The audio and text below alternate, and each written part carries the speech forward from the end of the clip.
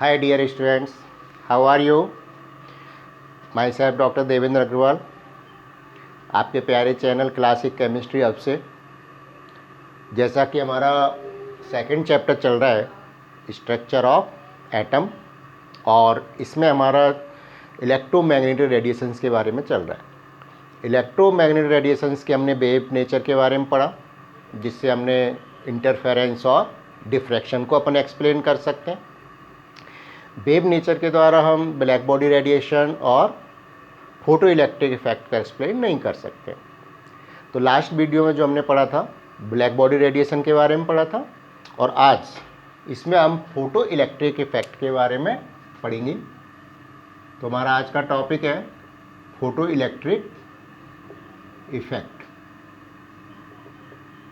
Photo electric effect को पढ़ने से पहले अपने को ये पता होना चाहिए कि what is the photo electric ना।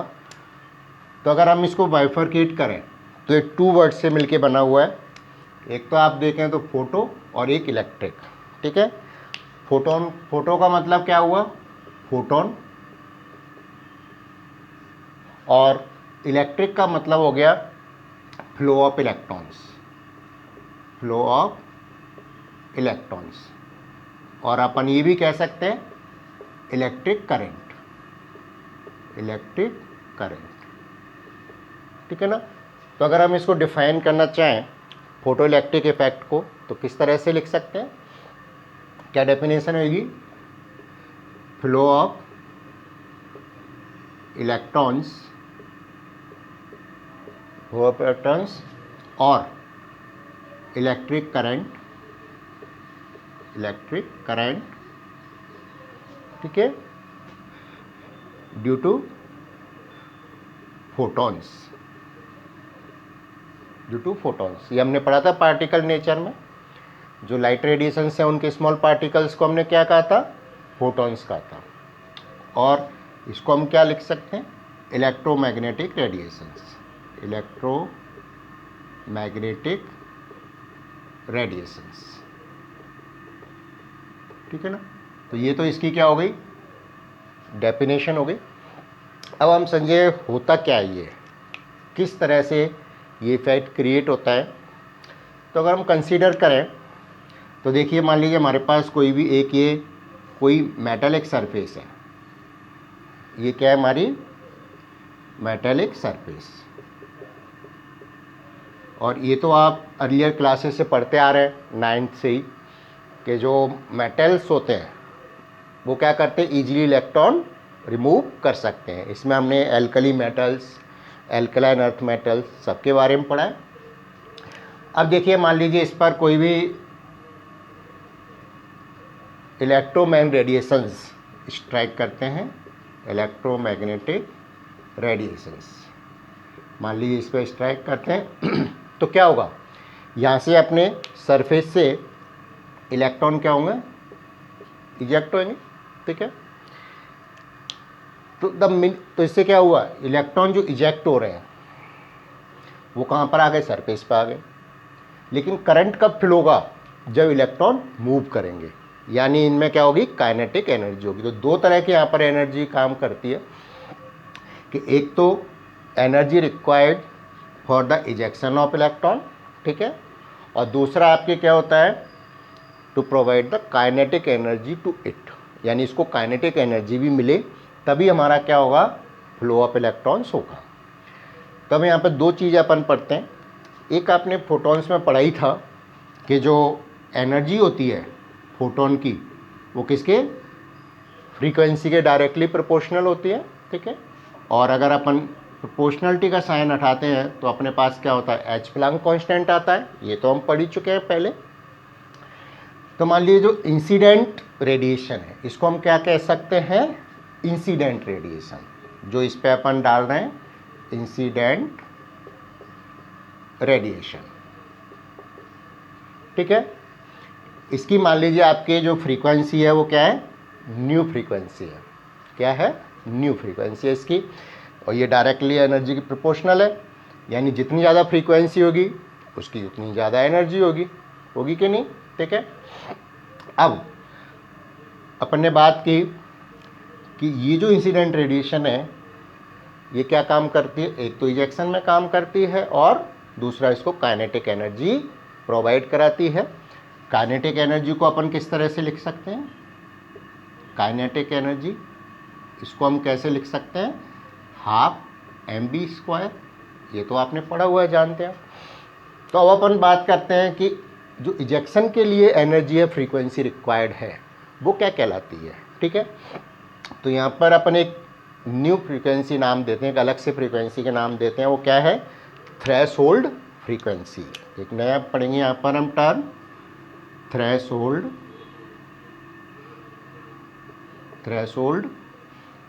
फ्रीक्वेंसी। और थ्रेशोल्ड फ्रीक्वेंसी को अपन किससे लिखते हैं, न्यू जीरो से। और आप ये भी मान सकते हैं क्योंकि एनर्जी किसके प्रोपोर्शनल है, डायरेक्टली प्रोपोर्शनल फ्रीक्वेंसी के है, तो अपन ये भी कह सकते हैं कि थ्रेशोल्ड एनर्जी। ठीक है, इसको अपन चाहें तो E0 से लिख सकते हैं। ठीक है, जैसे अपन ने फ्रीक्वेंसी को किससे लिखा, न्यू जीरो से लिखा। अब इसको डेफिनेशन किस तरह से लिखनी है अपने को, वो देखिए। क्या डेफिनेशन लिखेंगे, मिनिमम फ्रीक्वेंसी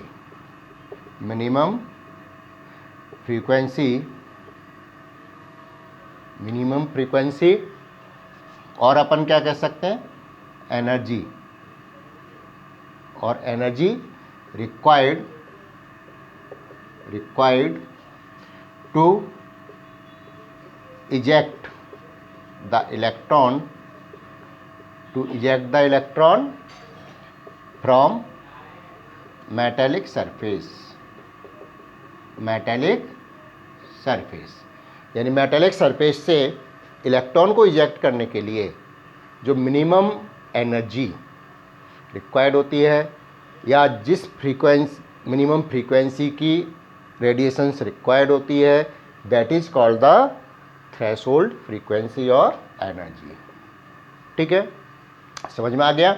तो पहले तो आप इसको कॉपी करिए और साथ ही ये डेफिनेशन लिखेंगे थ्रेशोल्ड। कई बार आपके डेफिनेशन पूछ लेते हैं इसमें। चलिए, ठीक है, एक बार इसको करिए कॉपी, फिर हम आगे चलते हैं।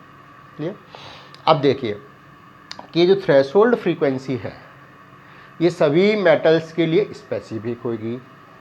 अगर मान लीजिए अपन एल्कली मेटल्स की बात करें, मैं यहाँ पे बताता हूँ आगे, नेक्स्ट पॉइंट में अपन लिखेंगे।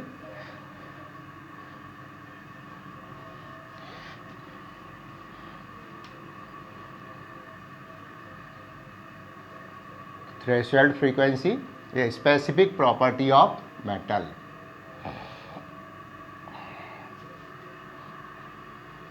तो दूसरा पॉइंट आपके क्या होगा, थ्रेशोल्ड फ्रीक्वेंसी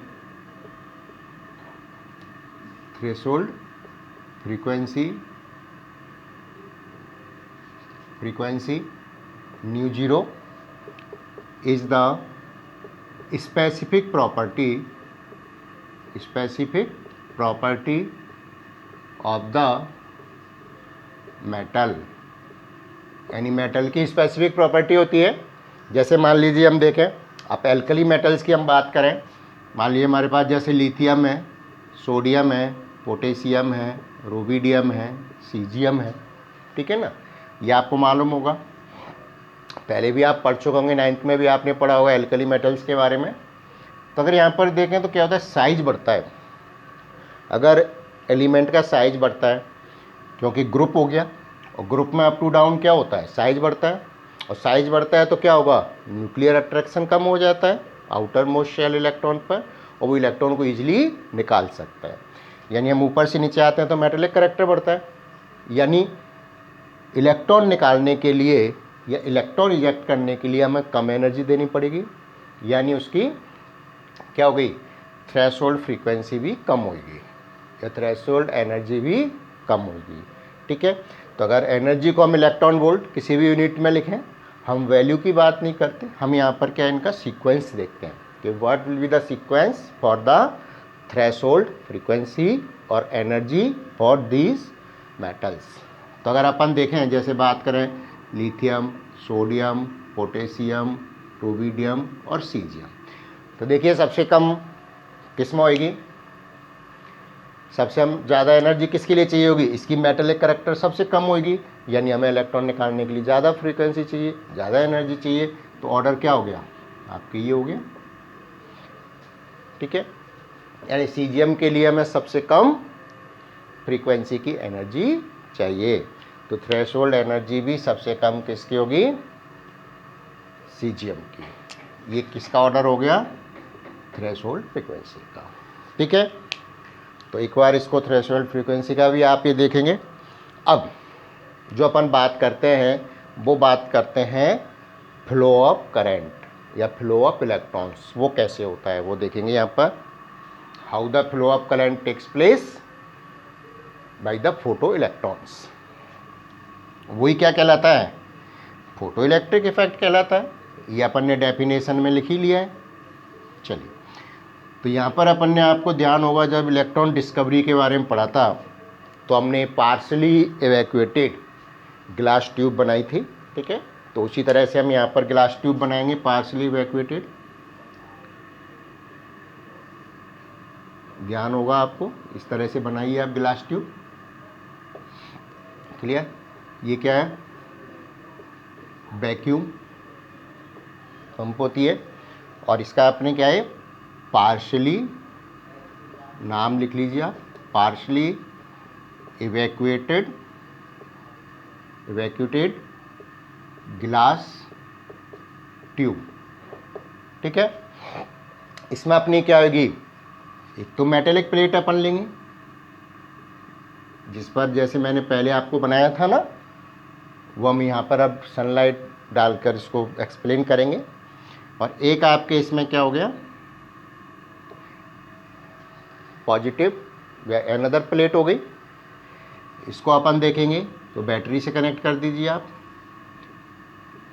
ये तो मेटेलिक प्लेट है, इस पर इलेक्ट्रॉन्स आएंगे तो ये नेगेटिव एंड हो गया, और इलेक्ट्रॉन मूव किधर करेंगे, पॉजिटिव की तरफ, तो ये क्या हो गया आपका, पॉजिटिव आएगा। और बैटरी हमने बताई थी आपको, पहले भी बताया कि बैटरी में क्या होता है, बैटरी क्या कहलाती है, सेल और बैटरी में डिफरेंस क्या होता है, सेल तो क्या होता है, उसमें एक ही पॉजिटिव और नेगेटिव एंड होता है, यानी एक सेल होता है। जब 2 और मोर देन 2 सेल को आप सीरीज में कनेक्ट कर देंगे तो हम उसको क्या कहते हैं, बैटरी कहते हैं। ठीक है ना, जैसे यहाँ पर आपके 3 सेल हो गए, और भी आप कर सकते हैं ज़्यादा। अब इसका प्रोसेस क्या है देखिए, जब भी आपकी जो मेटेलिक प्लेट है, ये क्या है आपका मेटेलिक प्लेट, पहले तो हमने इसको अलग बना के समझाया था आपको, अब हम ये बैटरी में बता रहे हैं किस तरह से इलेक्ट्रॉन फ्लो होगा। इस पर जब भी आपका फोटो इलेक्ट्रॉन्स इस पर क्या करेंगे, स्ट्राइक करते हैं। ठीक है, तो इससे क्या होगा, सरफेस से इलेक्ट्रॉन इजेक्ट होते हैं। ठीक है, अब इजेक्ट तो हो गए, अगर आपके जो इंसिडेंट रेडिएशन की जो फ्रीक्वेंसी है ये क्या है, इक्वल है किसके, थ्रेशोल्ड फ्रीक्वेंसी, तो इसको हम क्या कहेंगे, देयर इज ओनली क्या होगा, ejection of electrons from metallic surface takes place. यानी अगर आपकी इंसिडेंट रेडिएशन की फ्रीक्वेंसी है वो थ्रेशोल्ड फ्रीक्वेंसी के बराबर है तो केवल आपके इजेक्शन होगा, उनमें मूवमेंट नहीं होगा। ठीक है, और अगर आपका इंसिडेंट रेडिएशन की फ्रीक्वेंसी थ्रेशोल्ड फ्रीक्वेंसी से ज़्यादा है तो देखिए कैसे, इनको आप प्लस माइनस और कर लीजिए, ये तो आपको मालूम ही है बैटरी पे, सॉरी ये तो माइनस है आपका नेगेटिव एंड और ये पॉजिटिव एंड। ठीक है, तो दूसरी हम कंडीशन क्या बात कर रहे थे कि अगर आपका फ्रीक्वेंसी इंसिडेंट रेडिएशन की फ्रीक्वेंसी थ्रेशोल्ड फ्रीक्वेंसी से ज़्यादा है तो क्या होगा, काइनेटिक एनर्जी आल्सो प्रोवाइडेड, जो ज़्यादा एनर्जी एक्स्ट्रा एनर्जी है वो किसके रूप फॉर्म में होगी, काइनेटिक एनर्जी के रूप में। ठीक है, तो extra energy used as a kinetic energy, used as a kinetic energy, and ejected electrons starts to move towards positive plate. ये हमने पॉजिटिव प्लेट लगाई है, तो ये क्या करेंगे, इलेक्ट्रॉन्स इधर मूव करना स्टार्ट हो जाएगा, ठीक है, क्योंकि पॉजिटिव प्लेट है और ये आपको नेगेटिव है ही। तो इससे क्या होगा, जब इसमें मूव करना स्टार्ट करेगा तो ये फ्लो ऑफ करंट इसमें होने लगेगा, ठीक है, और ये it is known as the photo electric effect. समझ में आ गया। तो इस फ्लो ऑफ इलेक्ट्रॉन्स की वजह से क्या होगा, करंट फ्लो स्टार्ट हो जाएगा, और इसी को हम क्या कहते हैं, फोटो इलेक्ट्रिक इफेक्ट। अगर फॉर्मूले में हम देखें यहाँ पर इसको, तो अगर आपका E is equal to nu के बराबर है, तब तो ये क्या हो गया कि अगर हम E करें एनर्जी को तो E 0 के बराबर हो गई, ठीक है ना।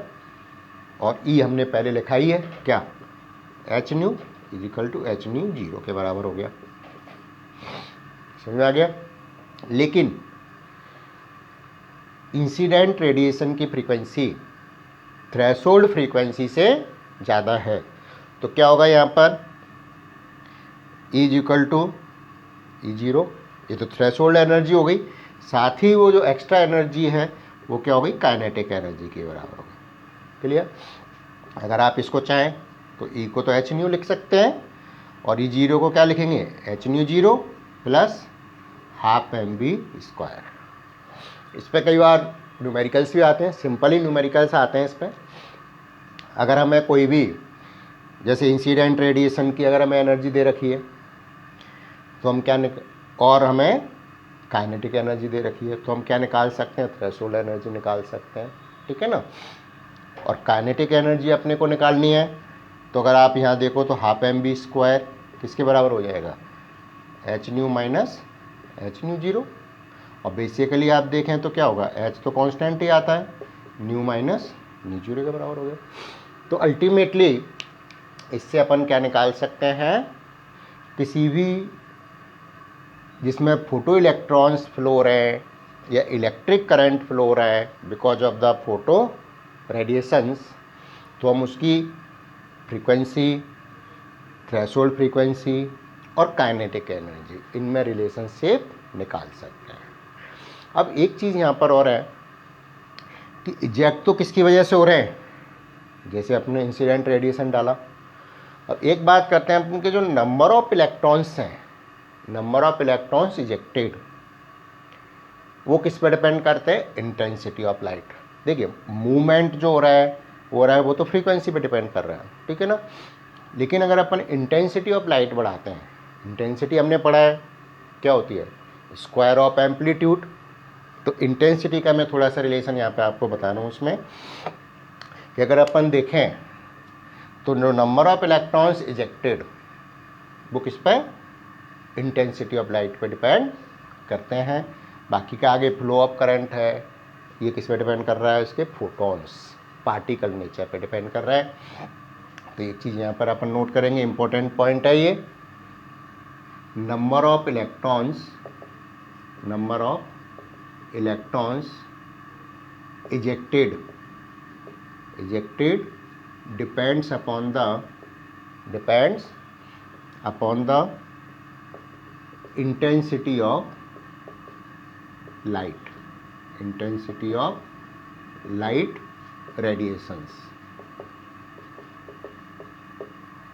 radiations की इंटेंसिटी पर डिपेंड करते हैं, ठीक है। और इनमें रिलेशनशिप क्या होता है कि जो नंबर ऑफ इलेक्ट्रॉन्स हैं वो डायरेक्टली प्रोपोर्शनल होते हैं किसके, इंटेंसिटी ऑफ लाइट। अगर अपन इंटेंसिटी बढ़ाएंगे तो इजेक्टेड नंबर ऑफ इलेक्ट्रॉन्स भी बढ़ जाएंगे। अगर हम देखें तो तो इंटेंसिटी क्या होती है, ये मिटा रहा हूँ मैं इधर से फॉर्मूला। इंटेंसिटी क्या होती है, स्क्वायर ऑफ एम्पलीट्यूड। ये हमने पढ़ी थी ना वेव, कोई भी अपन जैसे वेव बनाते हैं, क्योंकि इंटेंसिटी तो हम वेव नेचर में ही कंसीडर करते हैं, तो नंबर ऑफ इलेक्ट्रॉन्स तो बता देता है कि कितने इजेक्ट हो रहे हैं, और इंटेंसिटी डिपेंड करते हैं। लेकिन जो मूवमेंट है, फ्लो ऑफ करंट है, वो तो फ्रीक्वेंसी पर डिपेंड कर रहा है ना, तो वो हम किससे, पार्टिकल नेचर से ही बता सकते हैं। तो ये आपने पढ़ा होगा, जैसे हमने वेव बनाई थी पहले, तो ये जो क्या कहलाता है, ये इंटेंसिटी होती है। क्लियर। तो अपन क्या लिख सकते हैं कि इंटेंसिटी ऑफ लाइट, ये पहले भी बताया है मैंने, इंटेंसिटी ऑफ लाइट रेडिएशन किसके डायरेक्टली प्रोपोर्शनल है, ए स्क्वायर। ए को हमने क्या लिखा था, एम्पलीट्यूड। हिंदी में अपने इसको क्या बोलते हैं, आयाम भी बोलते हैं, किसी वेव का आयाम। ठीक है ना। तो इस पॉइंट के साथ आपका ये जो फोटो इलेक्ट्रिक इफेक्ट वाला टॉपिक है ये कंप्लीट होता है। अक्सर इस पर क्या है कि शॉर्ट नोट क्वेश्चन आते हैं, ठीक है ना। इसमें 2 मार्क्स का शॉर्ट नोट क्वेश्चन आता है, तो जो ये डायग्राम बना के आप अगर इसको एक्सप्लेन करते हैं तो अपने को अच्छे मार्क्स मिलते हैं इसमें, ठीक है ना। अब ये दोनों चीज़ पढ़ने के बाद क्या कंक्लूड हुआ कि जो इलेक्ट्रोमैग्नेटिक रेडिएशंस हैं उसकी के द्वारा कुछ प्रॉपर्टीज़ को तो हम वेव नेचर से बता सकते हैं, और कुछ प्रॉपर्टीज़ को किससे, उसकी पार्टिकल नेचर से बता सकते हैं।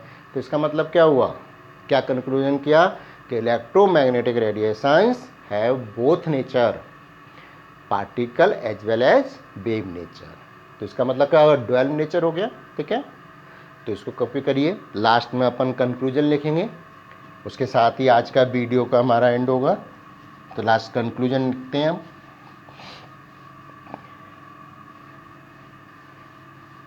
तो इससे हमने क्या कंक्लूजन निकाला इलेक्ट्रोमैग्नेटिक रेडिएशंस के बारे में। देखिए, it is concluded that electromagnetic radiations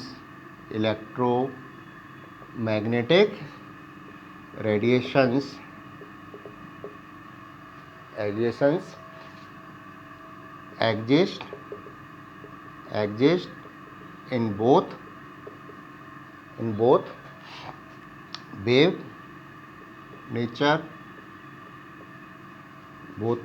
nature as well as particle nature।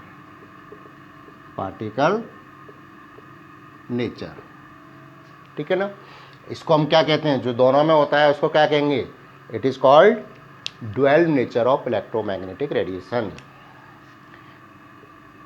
It is called dual nature of